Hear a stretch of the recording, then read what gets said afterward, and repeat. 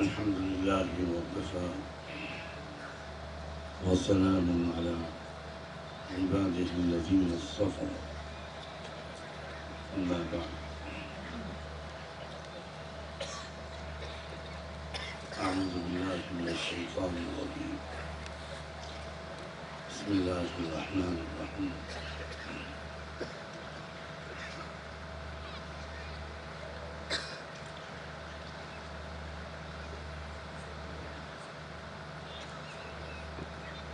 عسى أن تكرهوا شيئا وهو خير لكم وعسى أن تحبوا شيئا وهو شر لكم والله يعلم وأنتم لا تعلمون سبحان ربك رب العزة عما يصفون وسلام على المرسلين والحمد لله رب العالمين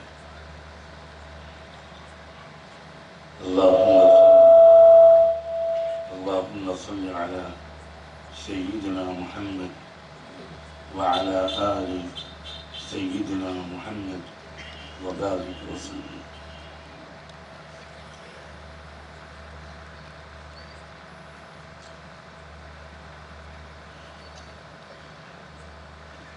قابل احترام بزرگوں اور بھائیوں،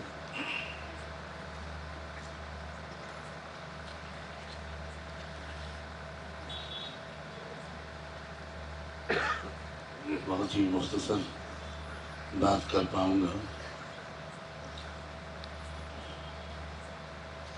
میں خود بہت سخت بیماریوں اور تکلیف کے دور سے گزر رہا ہوں.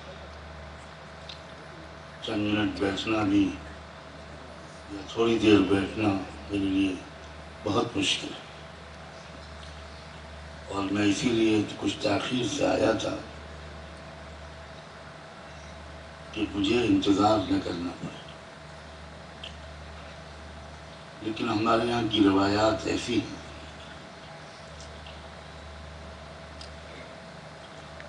اور چونکہ لوگوں کو اطمینان ہے کہ یہ اسپتال کا جلسہ ہے، تو اگر کوئی زیادہ بیمار ہو جائے گا تو ہم اس کا علاج بھی کرتے ہیں.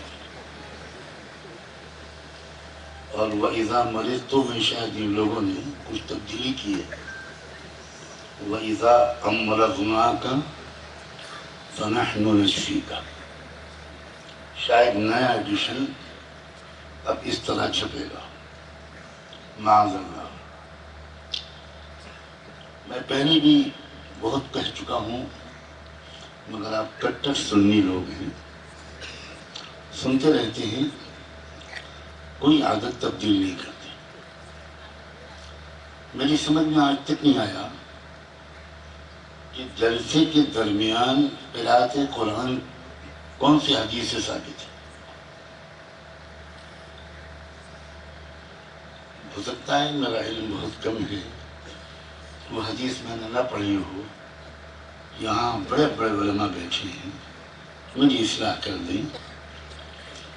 یہ کب ثابت ہے کہ صحابہ کرام اللہ کے رسول کے سامنے بیٹھے ہوئے ہیں اور حضور کچھ بات فرما رہے ہیں اور اس کے بعد کہا جائے کہ اب ابی ابن کعب تشریف لائیں اور قرأت قرآن فرمائیں؟ یہ پتہ نہیں کہاں سے یہ چیزیں ہمارے اندر آئیں. مجھے تو بالکل برداشت نہیں ہوتی. صاف بات، جو چیز قرآن و سنت کے خلاف ہو اس میں خیر نہیں ہے. آپ کو برا لگے تو 3 دفعہ درود شریف پڑھ لیجئے گا، غصہ کچھ ٹھنڈا ہو جائے گا. ہمارے علماء کو چاہیے کہ رواج پر نہ چلیں، اصلاح کریں.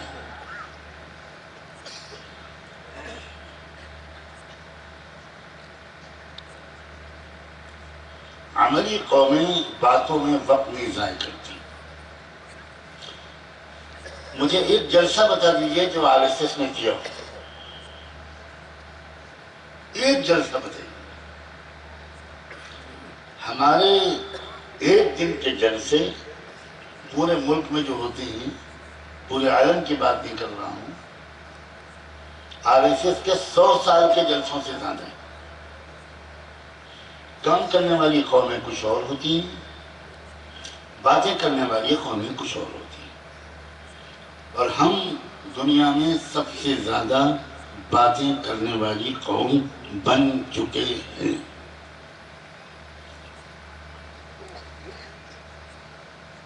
ہمارے ملک کے ایک بہت بڑے لیڈر، نام نہیں لوں گا میں، ورنہ ان کی پارٹی کے لوگ ہوں گے تو میری کار میں پنکچر کر دیں گے۔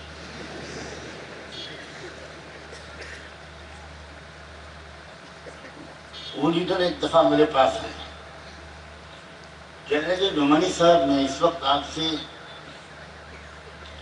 کچھ راشٹریہ مسائل کے سلسلے میں بات کرنے نہیں آیا، ایک پرسنل ریکویسٹ لے کر آیا۔ میں حیران رہ گیا کہ وہ بہت بڑے لیڈر اور میں غریب مولوی۔ میں نے کہا فرمائیے کیا بات ہے؟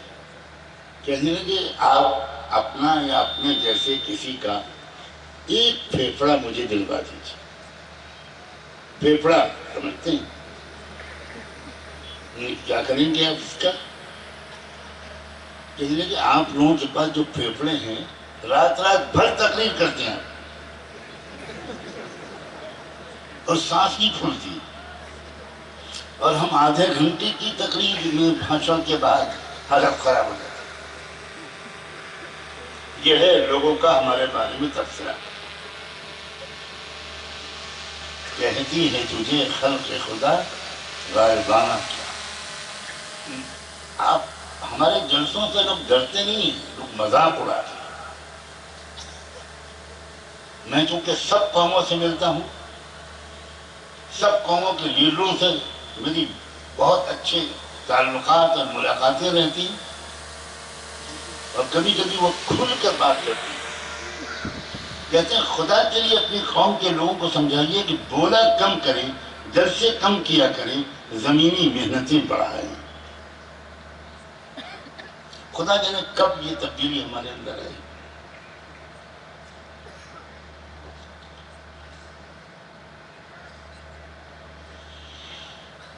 میں نے ایک آیت پڑھی تھی، آیت کا حصہ پڑھا تھا، عَسَىٰ أَن تَكْرَهُوا شَيْئًا وَهُوَ خَيْرٌ لَكُمْ۔ ہو سکتا ہے کہ ایک چیز تم کو اچھی نہ لگے، بہت بری لگے، ناپسند ہو، مگر وہ تمہارے لیے مفید ثابت ہو۔ اور یہ بھی ہو سکتا ہے کہ کوئی چیز تم کو بہت اچھی لگے اور وہ تمہارے لیے نقصان دہ اور بری ثابت ہو۔ وَاللَّهُ يَعْلَمُ وَأَنْتُمْ لَا تَعْلَمُونَ، اللہ جانتا ہے اور تم نہیں جانتے۔ جب اس ملک کی آزادی کے سلسلے میں قربانی دینے والوں نے قربانیاں دی تھی، تو ان کو ایک امید تھی، ان سے ایک وعدہ کیا گیا تھا اور پورا یقین دلایا گیا تھا، اور وہ وعدہ یہ تھا کہ ہم اس ملک کو ویلفیئر اسٹیٹ بنائیں گے۔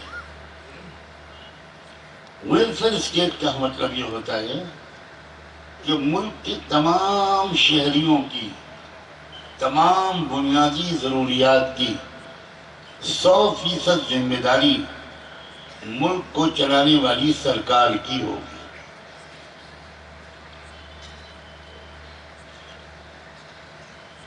بنیادی تعلیم، بنیادی ایجوکیشن ہر شہری کی بنیادی ضرورت ہے۔ وعدہ کیا گیا تھا کہ 100%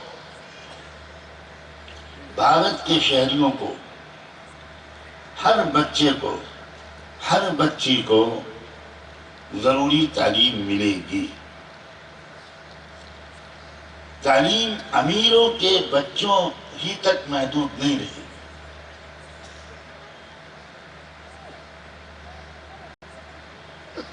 ایک برابری والا سماج ہم قائم کریں گے،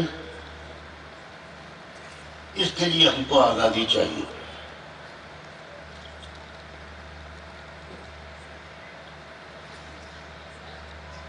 ملک کے تمام شہریوں کو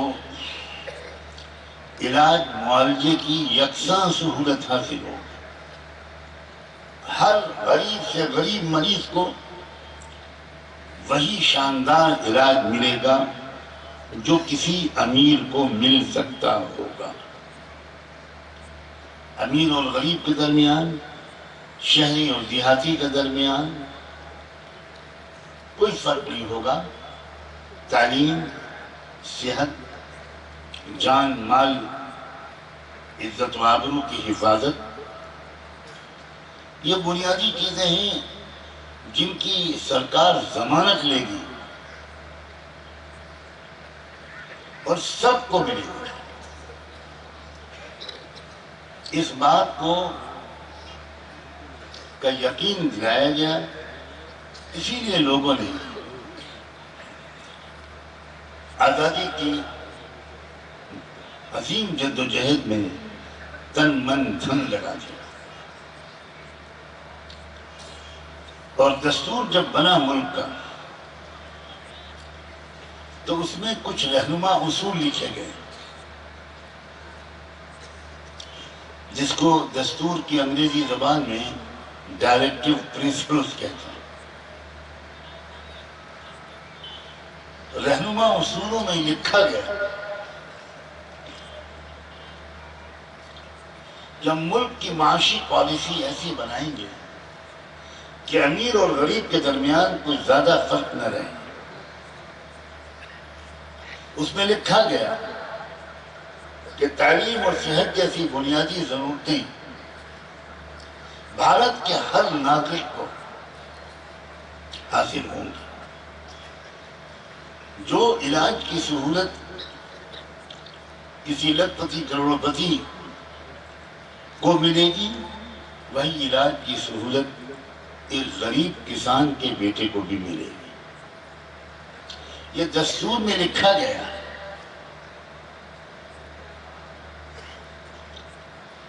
لیکن ہم سب جانتے ہیں کہ بہت سے وعدوں کی طرح یہ وعدے بھی پورے نہیں کیے گئے۔ تعلیم کا نظام بھی ایسا بنتا چلا گیا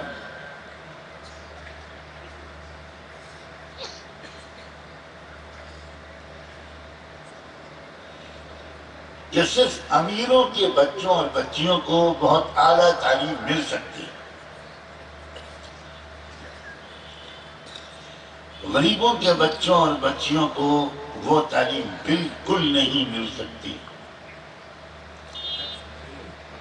یہ تو اللہ نے مدرسوں کا جو نظام اس ملک میں چلوایا، مدرسوں کے نظام کا ایک بہت بڑا پہلو یہ ہے کہ مدرسوں کے نظام کے اندر امیر اور غریب بچے کا کوئی فرق نہیں۔ اس فرق کو دستور ہند میں جو بیان کیا گیا تھا، ملک کی سرکاروں نے تو نہیں مٹایا، لیکن مدرسوں اور مکتبوں نے مٹا دیا۔ غریب سے غریب بچہ، غریب سے غریب گھرانے کا طالب علم، وہ قرآن و حدیث کا، علوم دینیہ کا بہت بڑا ماہر بن کے نکلتا ہے۔ کبھی زندگی میں مدرسے کی تعلیم کے دوران اس کو ایک دن بھی اپنی غربت کا احساس نہیں ہوتا، اسے اس کا بالکل احساس نہیں ہوتا کہ میرے کلاس کے، میرے درجے کے جو امیر بچے ہیں ان کو کوئی اور تعلیم مل رہی ہے اور مجھے وہ تعلیم نہیں مل پا رہی۔ یہ خیال کبھی کسی مدرسے اور مکتب کے بچے کے ذہن میں نہیں آتا۔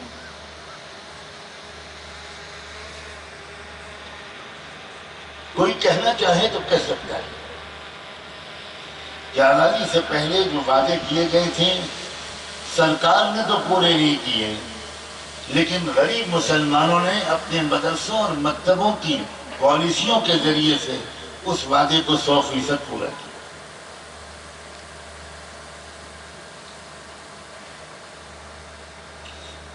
یہ مدرسے سرکار سے ایک پیسہ بھی نہیں لیتے، سرکار پر بوجھ نہیں بنتے، اور یہ اس جذبے سے کرتے ہیں کہ ان کو پتہ ہے کہ ملک کی آبادی بہت ہے، سرکار پر بہت بڑا بوجھ ہے، تو مدرسے اور مکتب کے لوگ یہ کہتے ہیں سرکاروں سے کہ ہم آپ کا جتنا بوجھ بانٹ سکتے ہیں بانٹ رہے ہیں، تاکہ ایک بڑی آبادی کے ایک بڑے حصے کو ہم تعلیم دے دیں، باقیوں کی آپ فکر کر لیجئے، ان کو غریب اور امیر کے فرق کے بغیر اچھی تعلیم دلا دیجئے۔ مدرسوں اور مکتبوں کے ذریعے سے بچوں کی تعلیم کی ضرورت پوری ہو رہی ہو، مجبور ہوتے ہیں جب ان کے پاس سالانہ اتنی بچت ہوتی ہے یا اتنی آمدنی ہوتی ہے۔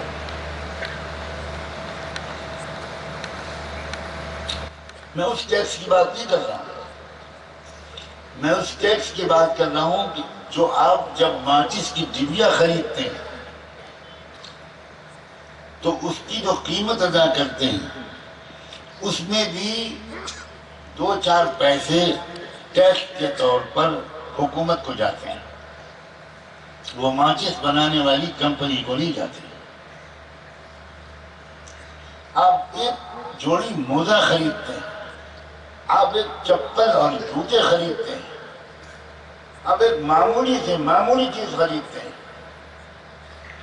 آپ دوا کی 2 گولیاں خریدتے ہیں، اس میں بھی ٹیکس ہوتا ہے، وہ ٹیکس سرکار کو جاتا ہے۔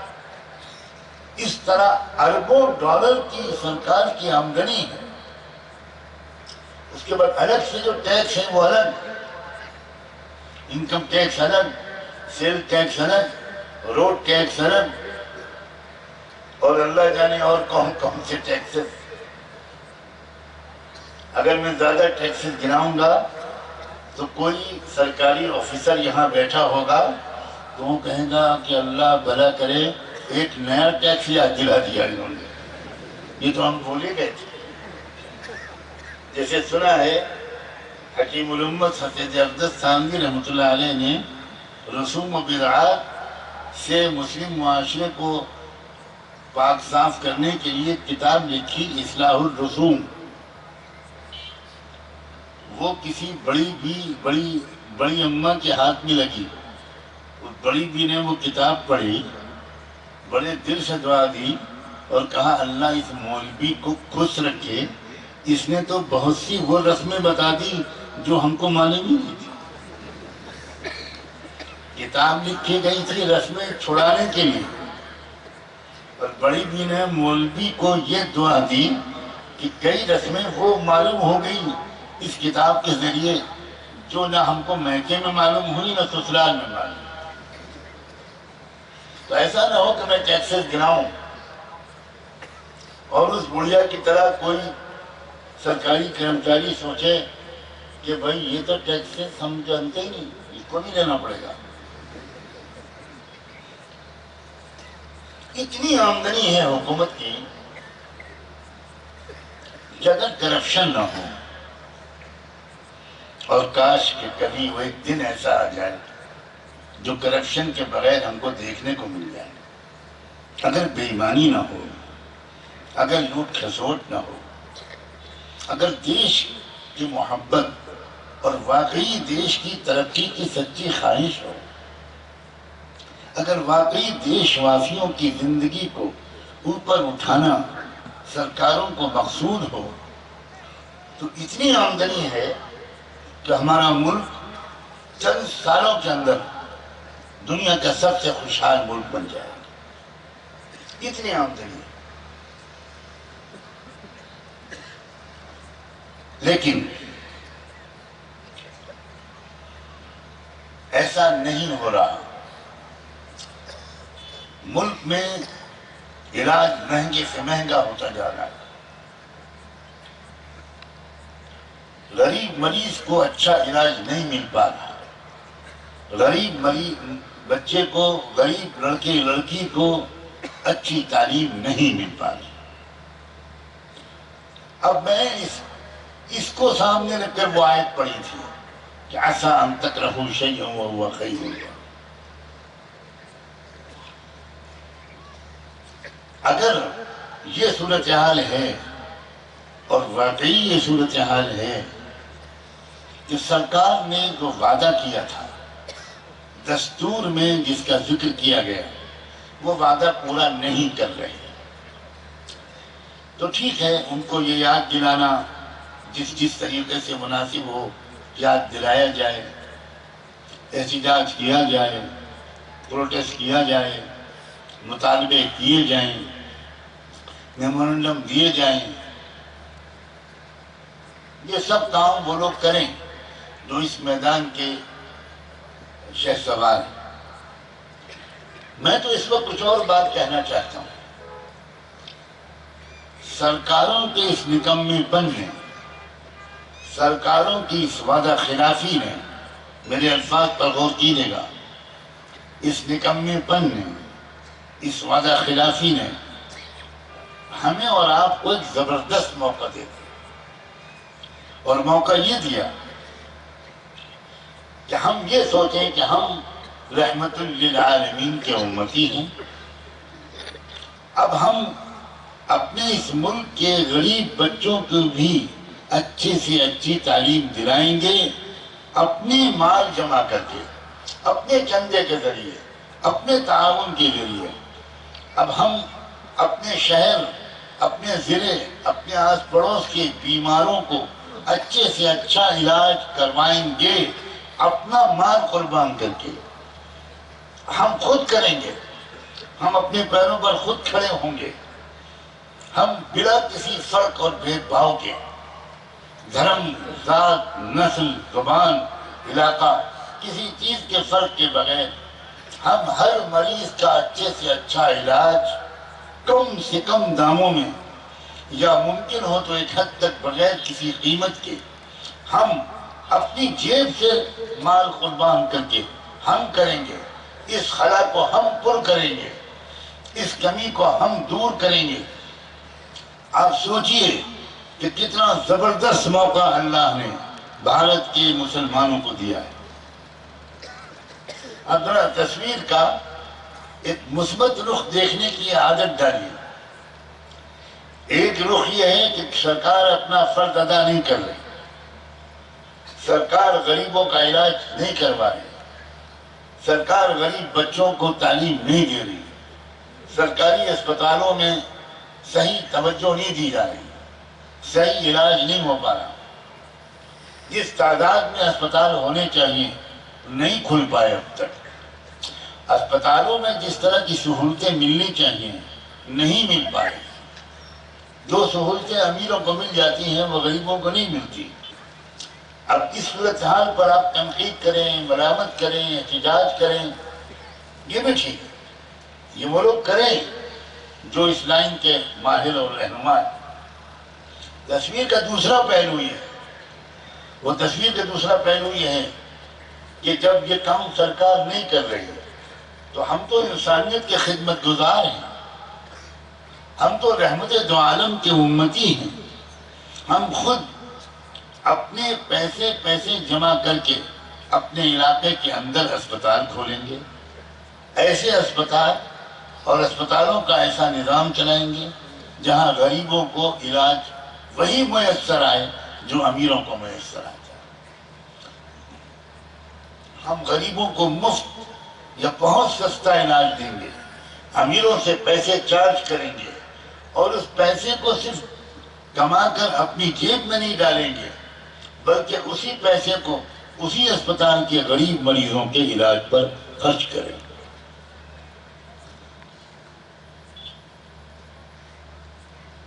ہر نبی کا کام کرنے کا طریقہ الگ ہوتا ہے۔ اب یہ جو بات میں کہہ رہا ہوں یہ اسی سے جڑی ہوئی ہے، بہت دھیان سے سنیے گا۔ ہر نبی کا اپنی قوم میں کام کرنے کا طریقہ الگ ہوتا ہے۔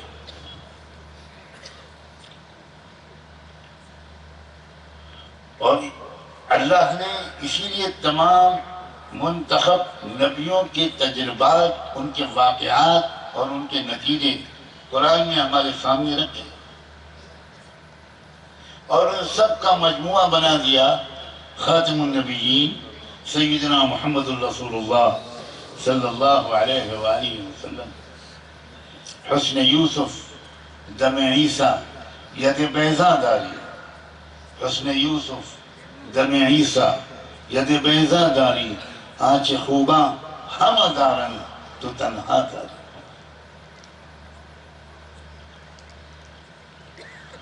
اب ایک ملک ملا تھا یوسف علیہ السلام۔ میں ایک نبی کا کام کرنے کا طریقہ اور اس کا نتیجہ سنانا چاہتا ہوں۔ کام کرنے کا صرف ایک ہی طریقہ، نبیوں کا طریقہ نہیں ہوتا۔ کام کرنے کے الگ الگ بہت سے طریقے ہیں جو الگ الگ نبیوں نے اپنے اپنے دور میں اللہ کے رہنمائی میں اختیار کیا۔ یوسف علیہ السلام کو جو ملک ملا، جو قوم ملی، جو زمانہ ملا، جو دور ملا، وہ دور تھا جس میں کہ وہ ملک ایک بھکمری اور غذائی بحران کے کنارے پہنچ گیا تھا، کگار پر کھڑا تھا۔ ایک ایسا سوکھا، ایک ایسا فوڈ کرائسس، ایک ایسا غذائی بحران اس ملک میں آنے والا تھا کہ لاکھوں لوگ یقیناً فاقوں کا شکار ہو کر مرتے، یقینی طور پر یہ ہونے والا تھا۔ ٹھیک اسی موقع پر، اس دور کے شروع ہونے سے چند مہینے، چند سال پہلے، اللہ نے اس ملک میں کام کرنے کا ایک موقع اور ایک با اختیار پوزیشن یوسف علیہ السلام کو عطا کر دی۔ یوسف علیہ السلام اس ملک کے وزیر اعظم بن گئے۔ سوچئے ذرا، عجیب و غریب اللہ تعالیٰ کی حکمت عملی، کہاں سے اٹھا کر اللہ لائے یوسف علیہ السلام کو۔ فلسطین میں پیدا ہوئے، وہیں رہتے تھے، نبیوں کے گھرانے میں تھے۔ یوسف علیہ السلام کے والد بھی پیغمبر، یوسف علیہ السلام کے دادا حضرت اسحاق بھی پیغمبر، ان کے پردادا حضرت ابراہیم علیہ السلام نبی و رسول۔ بہت پاکیزہ ماحول تھا جس میں یوسف علیہ السلام کی زندگی گزر رہی تھی، لیکن اللہ نے یوسف کو چنا تھا دنیا کی سب سے بڑی طاقت سپر پاور کے اندر ایک زبردست، خوبصورت، پرامن انقلاب لانے کے۔ اب اللہ جب کسی کو چنتا ہے تو اللہ کی جو پلاننگ ہوتی ہے، اللہ کی جو حکمت عملی ہوتی ہے، وہ اتنی پر اسرار اور عجیب و غریب ہوتی ہے کہ کوئی بھی ایک دن پہلے تک سمجھ ہی نہیں سکتا کہ اس پورے پروسیس کا کلائمیکس کیا ہونے والا ہے، اس کا انجام کیا ہونے والا ہے۔ اب فلسطین سے مصر کیسے آتے ہیں یوسف علیہ السلام؟ انقلاب لانا تھا مصر میں، تبدیلی لانی تھی مصر میں، اس لیے کہ ظلم کا مرکز بن گیا تھا مصر۔ جہاں ظلم کا جو مرکز بنتا ہے اسی کو انصاف کا مرکز بنایا جاتا ہے۔ میرے اشاروں کو سمجھیے گا، جب وقت آ گیا کہ ظلم کے مرکز مصر کو انصاف کا عالمی مرکز بنایا جائے تو اس کے لیے اللہ نے خاموشی سے انتخاب کر لیا ایک نوجوان بچے کا کہ اس کو بڑا کر کے اور مختلف طریقے سے ٹرین کر کے، تربیت سے گزار کر، اس کے ذریعے مصر میں وہ زبردست پرامن صالح تبدیلی، وہ پیسفل انقلاب اس کے ذریعے لاؤں گا، اللہ نے طے فرمایا۔ چنانچہ یوسف کے بھائیوں کے دل میں جلن پیدا ہوئی، کیونکہ یوسف علیہ السلام اپنے کیریکٹر کی وجہ سے، اپنی عادت کی وجہ سے، اپنے ادب اور مینرز کی وجہ سے اپنے والد کے سب سے چہیتے بیٹے تھے، اور جو بیٹے تھے ان کے وہ ذرا دوسرے قسم کے تھے۔ تو والد ان کے جو تھے وہ سب سے زیادہ پیار اپنے چھوٹے بیٹے سے کرتے تھے۔ اب ان بھائیوں کے دل میں جلن پیدا ہوئی کہ ابا جو ہیں وہ سب سے زیادہ اسی کو چاہتے ہیں۔ تو انہوں نے آپس میں مشورہ کر کے یہ طے کیا کہ جب تک یہ رہے گا ہماری طرف ابا کی توجہ نہیں ہو پائے گی، اس کو راستے سے ہٹانا پڑے گا۔ چنانچہ راستے سے ہٹانے کی انہوں نے کوشش کر ڈالی اور ایک اندھے کنویں میں جا کر ڈھکیل کے چلے آئے۔ انہیں نہیں خبر تھی کہ یہ جو کچھ وہ کر رہے ہیں اگرچہ گناہ کے طور پر کر رہے ہیں اپنے طور پر، مگر وہ اللہ کی پلاننگ کے تحت ہو رہا ہے۔ اب وہ بچہ کنویں میں ڈال دیا، بڑے اطمینان سے گھر واپس آ گئے کہ خس کم جہاں پاک یوسف کی موب لنچنگ کر دی ہم نے، ہو گیا قصہ پاک۔ اب کیا ہوا؟ ایک قافلہ گزر رہا تھا مصر کا کاروبار کر کے، ان کے پاس پانی ختم ہو گیا تو اس قافلے کا جو ذمہ دار تھا پانی لانے کا، اس سے کہا گیا کہ جاؤ تلاش کرو، کہیں تم کو کوئی کنواں نظر آئے تو پانی لے کر آؤ۔ وہ شخص گیا اور ٹھیک اسی کنویں کے پاس پہنچا جس کے اندر پڑے ہوئے تھے یوسف علیہ السلام۔ آگے بڑھنے سے پہلے یہ سوچئے کہ اسی جگہ پر پانی کیوں ختم ہوا؟ یہ اتفاق سے ہوا یا اللہ کی پلاننگ سے ہوا؟ وہیں پانی ختم ہوا، وہیں انہوں نے اپنے آدمی کو بھیجا۔ اب دوسری بات یہ سوچئے کہ وہ اسی کنویں کے پاس کیوں پہنچے؟ اتفاق سے ہو گیا یا اللہ کی پلاننگ سے ہوا؟ اللہ کی کائنات میں کوئی چیز اتفاق سے نہیں ہوتی۔ اب جو پانی تلاش کرتے ہوئے وہاں پہنچے وہ لوگ، اور انہوں نے پانی کے لیے نیچے کنویں میں جھانکا تو پانی کے بجائے ایک بڑا خوبصورت ہونہار نوجوان اندر نظر آیا۔ مارے خوشی کے ان کی تو عجیب حالت ہو گئی۔ یا بشرا ھذا غلام، ارے آگ لینے آئے تھے، پیغمبری مل گئی، پانی لینے آئے تھے، یہ تو بہترین ہمارے غنیمت مل گیا۔ نکالا انہوں نے یوسف، لے گئے، لے جا کر انہوں نے غلاموں کی منڈی میں اس کو بیچ دیا۔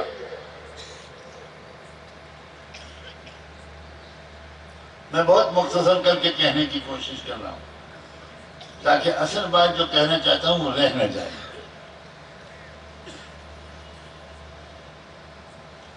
اب جس وقت یہ غلاموں کی منڈی میں خریدار کے انتظار میں بیچارے غلاموں کے ساتھ بیٹھے ہوئے تھے، اسی وقت مصر کے گورنر نے یہ طے کیا کہ بھائی مجھے ایک محل میں ایک بڑے سلیقہ مند خدمت گزار کی ضرورت ہے۔ میں خود جاتا ہوں مارکیٹ، اور میں بازار جا کر کسی اچھے سے نوکر کو، خدمت گزار کو چھان کر لے کر آؤں گا۔ کبھی آپ نے سنا ہے کہ بادشاہ یا وزیر اعظم بازار میں خریداری کے لیے خود جاتا ہوں؟ مگر یہ جو ہو رہا ہے وہ اللہ کی پلاننگ سے ہو رہا ہے۔ آج بھی جو ہو رہا ہے وہ اللہ کی پلاننگ سے ہو رہا ہے۔ میری اصل منشا کو سمجھتے رہنا، خالی مصر و فلسطین میں گھومتے مت رہو، بار بار بیچ میں احمد آباد بھی آؤ، پٹن شریف بھی آؤ۔ گجرات شریف پہ آؤ، لانا مجھ کو یہی ہے، مصر سے بہت جلدی واپس آئیں گے ہم اپنے بھارت میں۔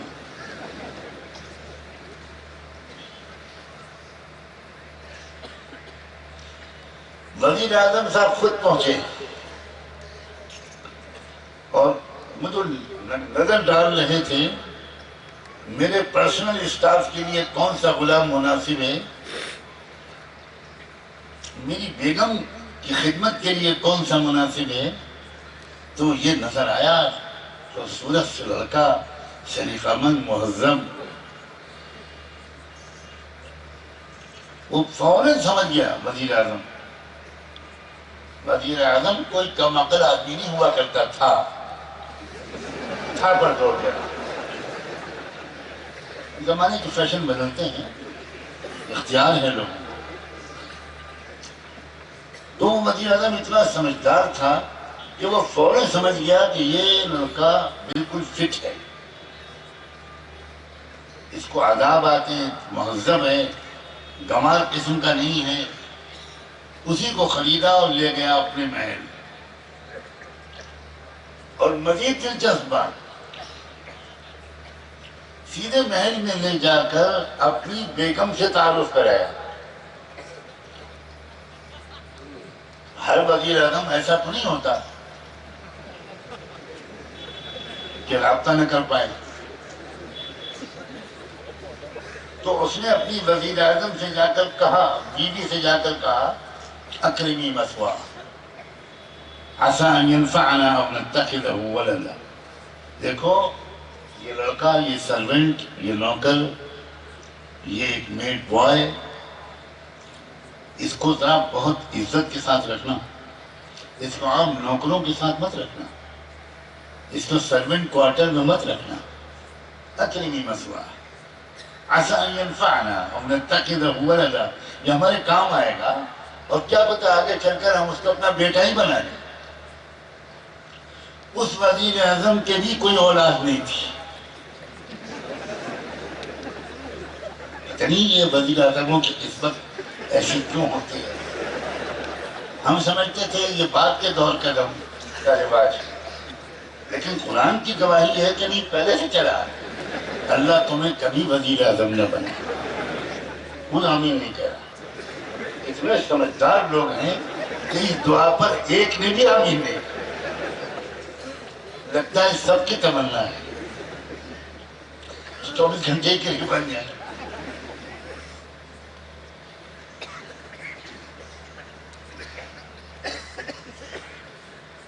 اب بیگم نے کہا کہ بہت اچھا، آپ کا حکم ہے، اکرمی مثواہ عسى ان ينفعنا، ہو سکتا ہے یہ ہمارے کام آ جائے، او نتخذہ ولدا، یا ہم اس کو ہی اپنا بیٹا بنا لیں۔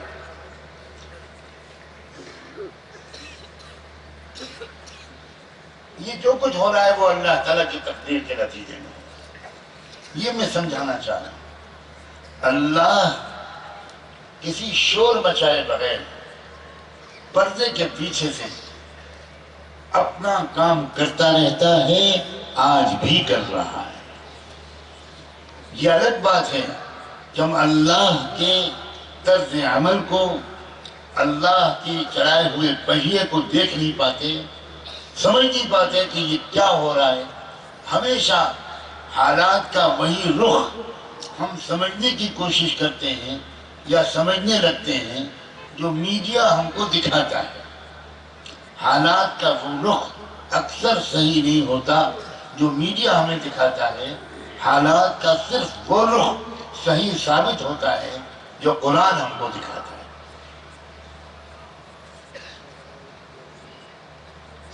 اب بیگم صاحب اس نوجوان لڑکے پر دیوانی ہو گئی اور طرح طرح سے اس کو برائی میں پھنسانے کی کوشش کرنے لگی۔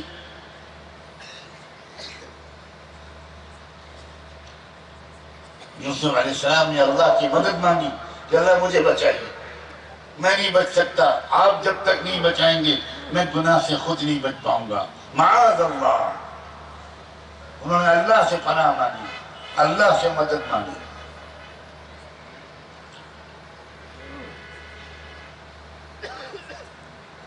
وہ رنگے ہاتھوں بیگم صاحب پکڑ لی گئی تھی، اور یہ بات ثابت ہو گئی تھی کہ یوسف نے کوئی چھیڑچھاڑ نہیں کی تھی، ساری شرارت خود بیگم صاحب کی تھی، اور یہ خبر پھیل گئی عورتوں کے ذریعے۔ اسی لیے تجربہ کاروں کا کہنا ہے کہ جس خبر کو پھیلانا ہو آپ خود ہی سمجھ لیں تو میں جملہ پورا کیوں کروں، اور ساتھ میں یہ بھی عورتوں سے کہہ دینا چاہیے کہ یہ کسی کو بتانا مت۔ تو وہ عورت اپنی سہیلی سے یہی کہہ کے بتائے گی کہ تم میری ڈیئرسٹ فرینڈ ہو، بیسٹ فرینڈ ہو، اس لیے میں تم کو بتا رہی ہوں، کسی اور کو مت بتا۔ عورتوں کے ذریعے یہ خبر ملک میں پھیل گئی، قرآن کہہ رہا۔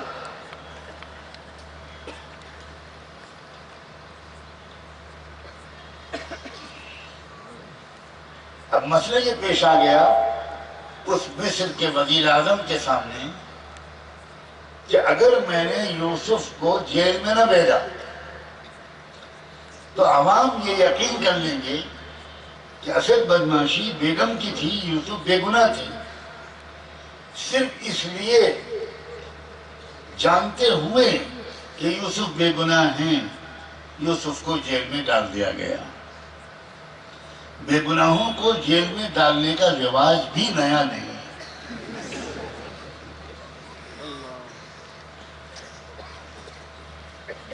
تاریخ اپنے آپ کو دہراتی رہتی ہے۔ اب یوسف جیل میں ٹھوس دیے گئے۔ اللہ کے ہر فیصلے کے پیچھے حکمتیں ہوتی ہیں۔ کیوں جیل میں بھیجے گئے؟ سب سے پہلے کنویں میں کیوں ڈالے گئے؟ کیا اللہ بچا نہیں سکتا تھا؟ کیا یوسف کے دلوں سے اس برے خیال کو، یوسف کے بھائیوں کے دلوں سے اس برے خیال کو نکال نہیں سکتا تھا؟ پھر یوسف کنویں سے نکل کر بیچے کیوں گئے غلاموں کی طرح؟ کیوں بکنے دیا اللہ نے؟ اور پھر وہ مصر کے گورنر کے گھر میں کیوں گئے؟ ذرا سوچنے کی عادت ڈالیں اور ہمارے علماء قرآن کی گہرائیوں کو سادہ لفظوں میں عوام کے سامنے رکھیں۔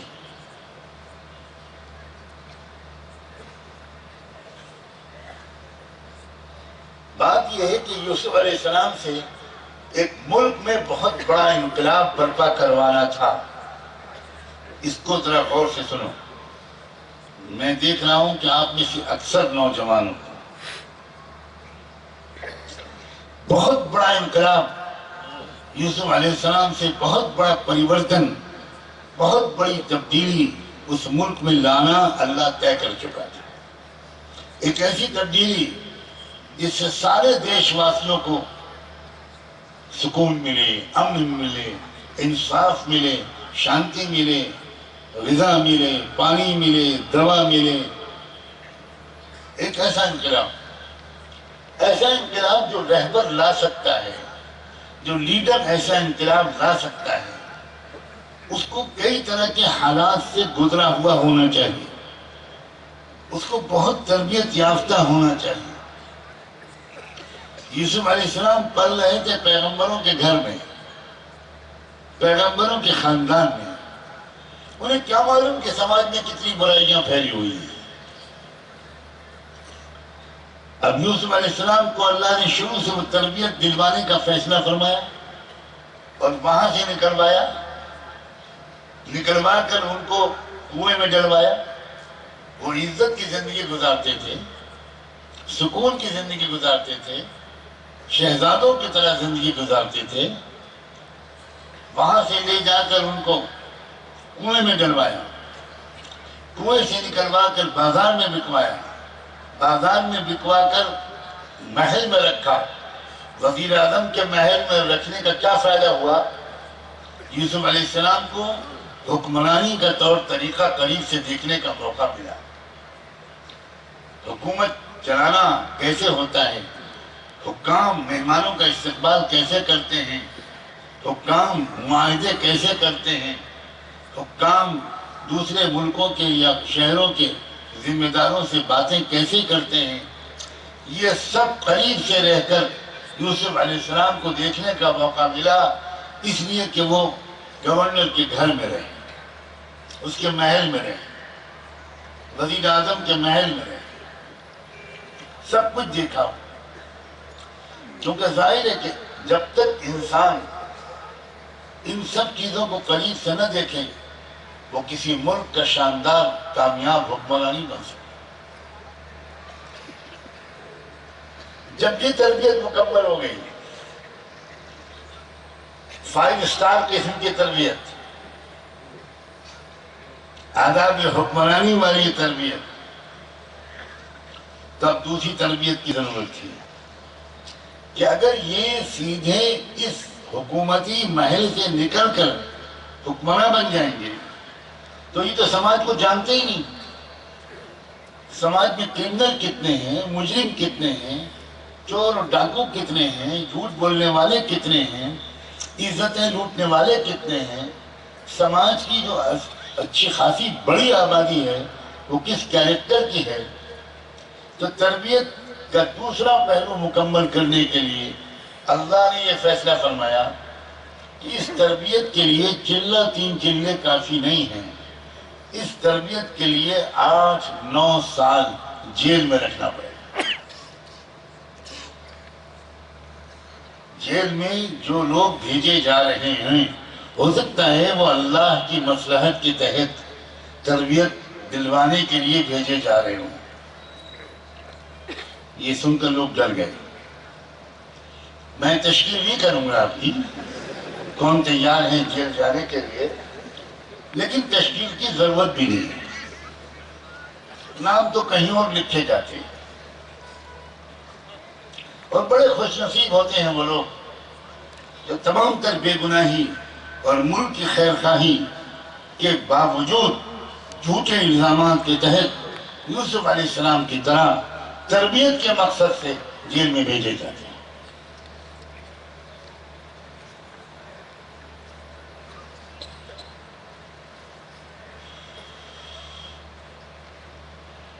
اب جب یوسف علیہ السلام جیل میں گئے تو ان کو ایک نئی دنیا ملی۔ وہ دنیا ان کو اپنے فلسطین میں بزرگوں کے گھرانے میں اور ماحول میں نہیں ملی تھی، وہ دنیا ان کو مصر کے گورنر کے محل میں نہیں ملی تھی۔ اب اس دنیا کو دیکھنا بھی ضروری تھا، ان کو سماج کو سدھارنا تھا، ان کو سماج کے مسائل کی تہ میں جانا تھا، اور انہوں نے جیل میں رہ کر کتنی گہرائی کے ساتھ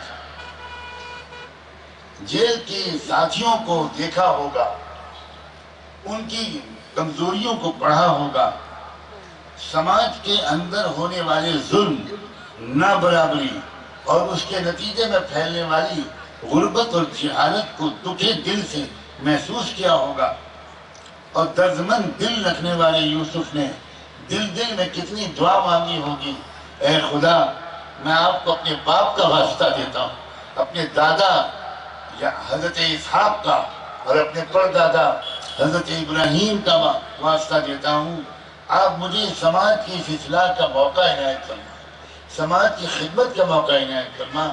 تو دونوں طرح کی تربیتوں کو دینے کے بعد تب اللہ تعالیٰ نے ان کو اب جیل سے نکالنا اور نکال کر سماج کی خدمت کا ایک موقع دینے کا فیصلہ فرمایا۔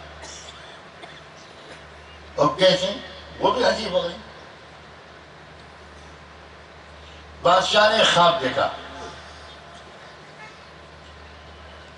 وزیر اعظم کا تذکرہ نہیں کر رہا ہوں، لوگوں کے ذہن پر وزیر اعظم سوار ہوتے ہیں، لیکن یہاں میں تذکرہ کر رہا ہوں بادشاہ کا۔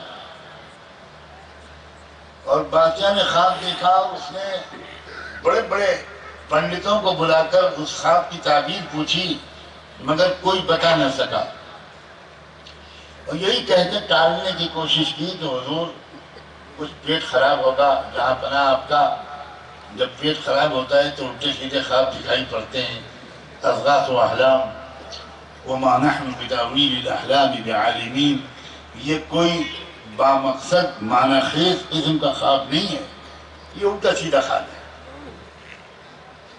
بہت سے لوگ ہمارے بزرگوں کو بھی خواب آ کر سناتے ہیں، وہ ہر جمعرات کو ایک خواب دیکھتے ہیں اور نیت کر کے لیٹتے ہیں کہ نیت کرتا ہوں میں ایک نیا جھوٹا خواب دیکھنے،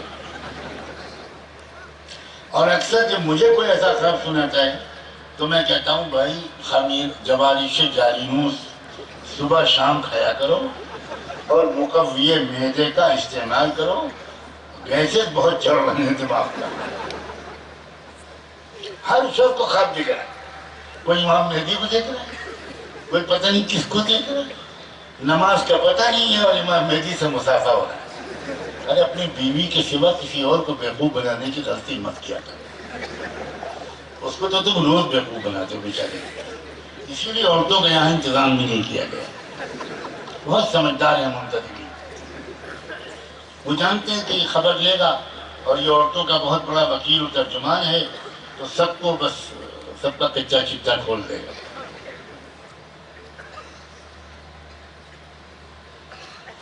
اللہ اکبر۔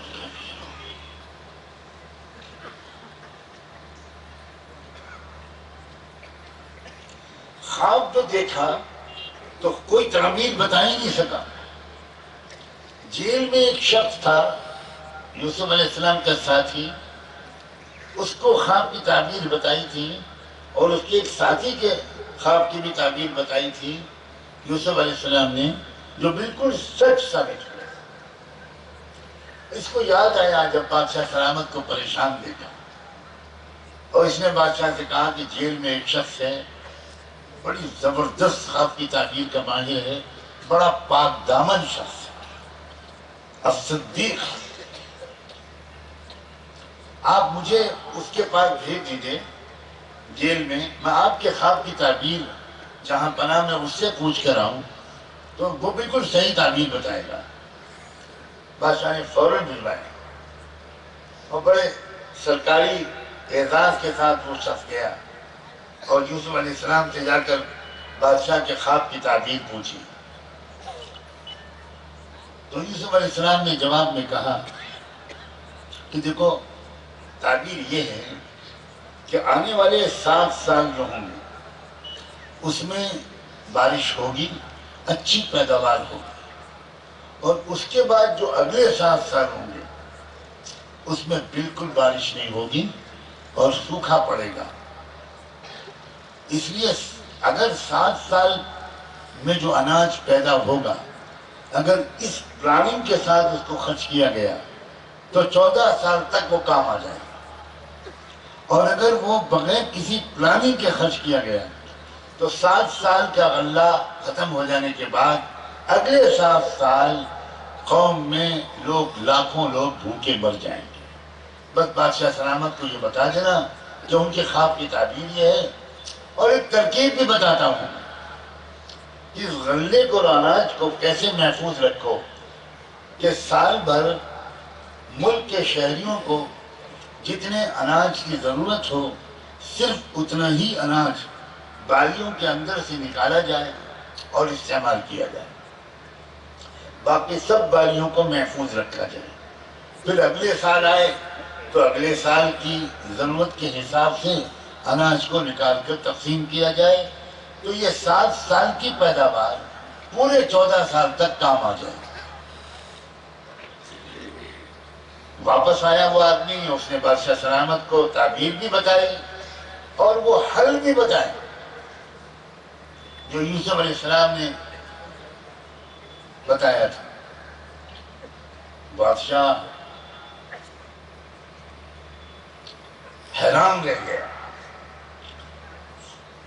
رہ گیا اس بات پر کہ یہ کون شخص ہے جو اتنا روحانی بھی ہے، خواب کی تعبیر کا ماہر بھی ہے اور اتنا ہمدرد بھی ہے ملک کے شہریوں کا، حکومت وقت کا، وقت کی سرکار کا، اتنا خیر خواہ بھی ہے کہ باوجود اس کے کہ اس کو ہماری سرکار نے بے گناہی کے باوجود ظالمانہ طور پر جہنم میں ڈال رکھا ہے، وہ جیل میں ڈال رکھا ہے، اس کے باوجود وہ اتنا خیرخواہی کے ساتھ، اتنے خلوص کے ساتھ وہ ملک کو ایک بہت بڑی مصیبت سے بچانے کی ترکیب بھی بتا رہے ہیں۔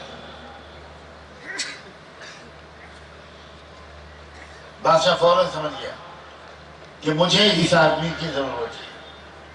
اب غور سے سنو، فوراً سمجھ گیا وہ کہ مجھے اس آدمی کی ضرورت ہے۔ میری کابینہ میں، میرے افسروں میں، میری بیوروکریسی میں ایک بھی ایسا ایماندار اور باصلاحیت انسان نہیں ہے جو 7 سال کے غلے کو 14 سال تک محفوظ رکھ کے ملک کو ایک بڑی مصیبت سے بچا لے۔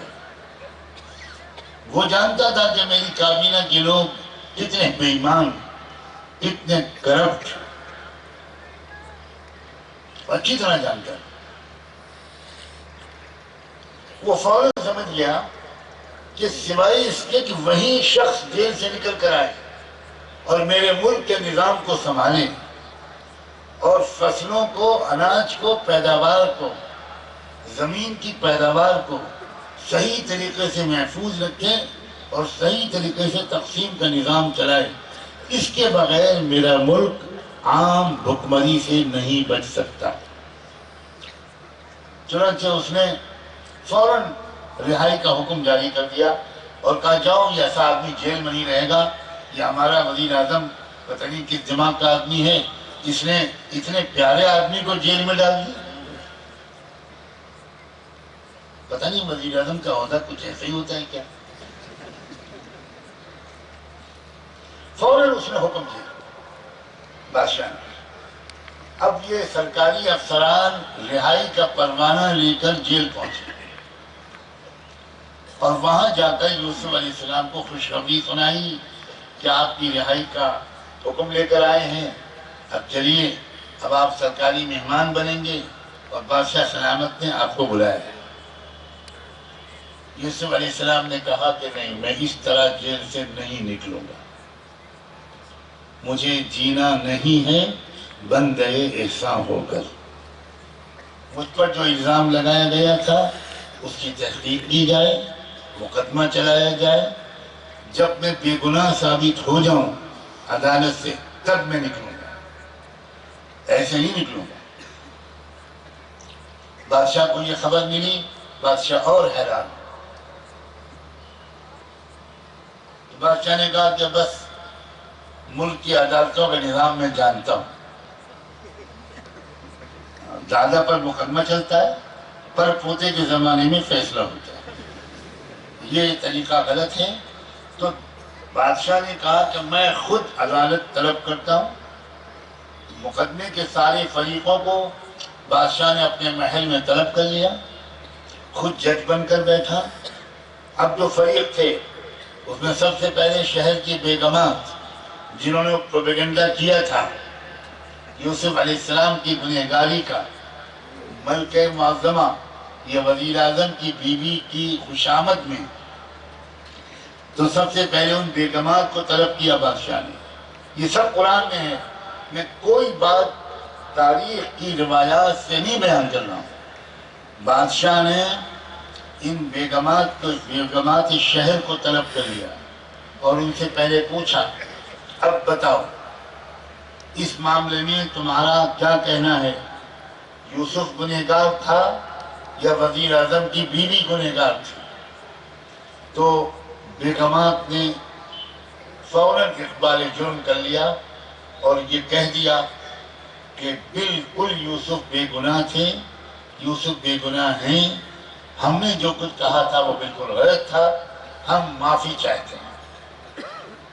اقبال جرم بھی کیا، معافی کی درخواست کی۔ اب ایک طرف تو کھڑی ہو جاؤ، اب دوسرا فریق وزیر اعظم کی بیوی، اس کو بادشاہ نے طلب کیا اور وزیر اعظم کی بیوی سے برسر عدالت پوچھا، اب تم اپنا اسٹیٹمنٹ دو، کیا کہتی ہو تم؟ یوسف نے تم کو بہکایا پھسلایا تھا یا یہ تمہاری حرکت تھی؟ تو بیوی نے صاف صاف کہا، بالکل صاف لفظوں میں اپنے جرم کا اقبال کیا، انا راودته عن نفسی الان حصل الحق انا راودته عن نفسی۔ بادشاہ سلامت، میں اقبال جرم کرتی ہوں، میں نے یوسف کو گندے کام میں پھنسانے کی کوشش کی تھی، یوسف بالکل پاک دامن، وہ بھی گواہی ہو گئی، وہ بھی الگ کھڑی ہو گئی۔ اب باری تھی یوسف علیہ السلام کی۔ بادشاہ نے یوسف علیہ السلام سے پوچھا کہ اب بتاؤ تمہارا کیا کہنا ہے؟ اللہ اکبر!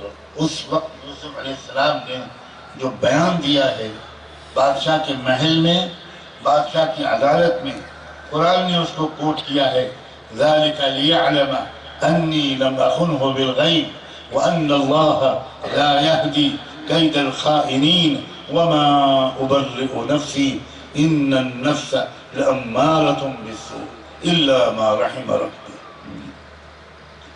بادشاہ سلامت، سب سے پہلے تو میں یہ کہتا ہوں کہ یہ تو میں نے گزارش کی تھی اور اصرار کیا تھا کہ میں اپنے اوپر لگائے گئے الزام کی تحقیق کے بغیر جیل سے نہیں نکلوں گا۔ وہ اس لیے میں نے یہ اصرار کیا تھا تاکہ سب کو یہ بات، اور خاص طور پر وزیر اعظم کو معلوم ہو جائے کہ میں نے ان کی امانت میں کوئی خیانت نہیں کی تھی، اور یہ بات بھی سب لوگ سمجھ لیں اور دیکھ لیں اور جان لیں کہ اللہ تعالیٰ سازشوں کو ناکام کر کے رہتا ہے، کامیاب نہیں ہونے دیتا۔ وَأَنَّ اللَّهَ لَا يَهْدِي كَيْدَ الْخَائِنِينَ وَمَا أُبَرِّئُ نَفْسِي۔ بادشاہ سلامت، یہ تو میں بچ گیا گناہ سے، بدکاری سے، یہ میرا کمال نہیں ہے، یہ میرے رب کا کمال ہے۔ میرے رب نے مجھے بچا لیا، میرے رب نے مجھ پر رحم فرما دیا، میں بچ گیا۔ تب بادشاہ نے کہا یوسف سے، تمہاری بے گناہی ثابت ہو گئی، اور بیگمات سے کہا، وزیر اعظم کی بیوی سے کہا کہ تمہارا جرم ثابت ہو گیا۔ اب یوسف علیہ السلام سے کہا دو راستے ہیں، اگر آپ معاف کر دو گے تو یہ مسئلہ آپ کا ہے، اب معاف کر دو، اگر آپ معاف نہیں کرنا چاہتے تو ہم ان کو سخت سزا دیں گے۔ یوسف علیہ السلام نے صاف صاف عرض کر دیا کہ مجھے بالکل سزا نہیں دلوانی، مجھے کسی کو شرمندہ نہیں کرنا، مجھے کسی کو تکلیف نہیں پہنچانی، آپ سب کو معاف کرتا ہوں۔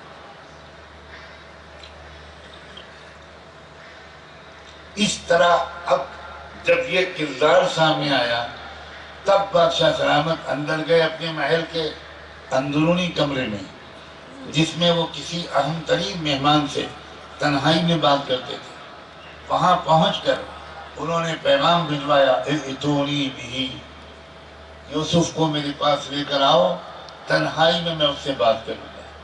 بالکل تنہائی میں 1 to 1 بادشاہ نے یوسف علیہ السلام سے گفتگو کرتے ہوئے کہا، انک اليوم لدینا مکین امین۔ اللہ اکبر! یوسف، سب کچھ دودھ کا دودھ اور پانی کا پانی الگ ہو گیا، تمہارا کیریکٹر، تمہاری صلاحیت، تمہارے اخلاق سب سامنے آ گئے۔ اس ملک کو اس غذائی بحران سے بچانے کی صلاحیت نہ مجھ میں ہے، نہ میرے کسی عملے میں ہے، صرف تم بچا سکتے ہو۔ اس لیے آج سے میں اس ملک کی حکومت تمہارے حوالے کرتا ہوں۔ صرف سکے پر میرا نام رہے گا، مہر میرے نام کی لگے گی، لیکن پورا اختیار تم کو ہے، تم اس ملک کو بچا سکتے ہو۔ یوسف علیہ السلام نے جواب میں کہا، اجعلنی علی خزائن الارض انی حفیظ علیم۔ بس بادشاہ سلامت، میں مکمل تمام شعبوں کی ذمہ داری ہرگز قبول نہیں کروں گا۔ سب سے خطرناک کرائسس جدھر سے آ رہا ہے، اور وہ ہے پیداوار، اور وہ ہے سوکھا، وہ ہے لوگوں کا بھوک مری کا شکار ہو کر مرنا۔ آپ اس کرائسس کا مینجمنٹ میرے حوالے کر دیں۔ اس مصیبت سے ملک کو، دیش کو، دیش واسیوں کو بچانے کی ذمہ داری میرے حوالے کر دیجئے، میں اس کے سلسلے میں کوشش اور خدمت کرنے کو تیار ہوں۔ چنانچہ اس وقت سے یوسف علیہ السلام کو اختیار ملا، وزارت غذا ملی، فوڈ منسٹری ملی، اور یوسف علیہ السلام نے فوری طور پر 2 احکام جاری کیے۔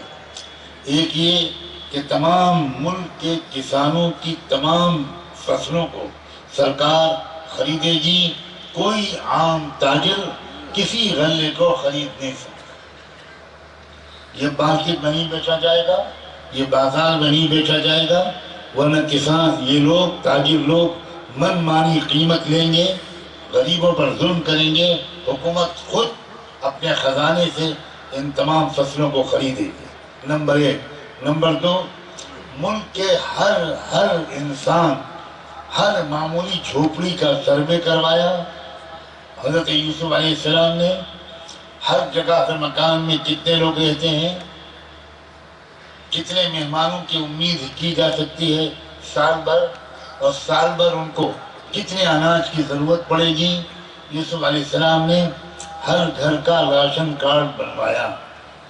لوگوں سمجھو، انسانی تاریخ میں سب سے پہلے سرکاری انتظام میں غلے کی تقسیم اور راشن کارڈ کا بنانا سب سے پہلے انسانی تاریخ میں یہ حضرت یوسف علیہ السلام نے کیا۔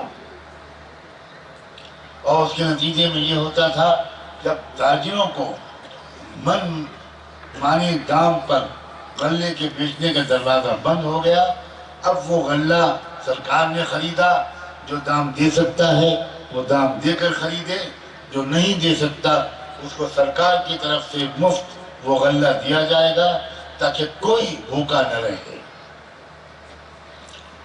جب یہ کردار دیکھا، اب یہی ہے میری بات کا آخری سب سے اہم حصہ، یوسف علیہ السلام کی یہ اخلاق، یہ حسن انتظام، یہ پروفیشنل مینجمنٹ، یہ ایمانداری، یہ قوم کا درد، یہ بلا کسی دھرم اور کے بھید بھاؤ کے تمام دیش واسیوں کی خدمت کا، خیر خواہی کا یہ جذبہ جب دیکھا تو اب سنو، دیکھتے ہی دیکھتے قوم ایک کے بعد 2، 2 کے بعد 3، ان لوگوں نے یہ کہا کہ بھئی یوسف کا یہ اخلاق یہ ہم کو بتا رہا ہے، یوسف کے اندر جو خدمت کا جذبہ ہے، یہ جذبہ اور سلیقہ ہمیں اس پر مجبور اور آمادہ کر رہا ہے کہ یوسف کا جو دین ہے وہ ہم قبول کرنے کو تیار ہیں۔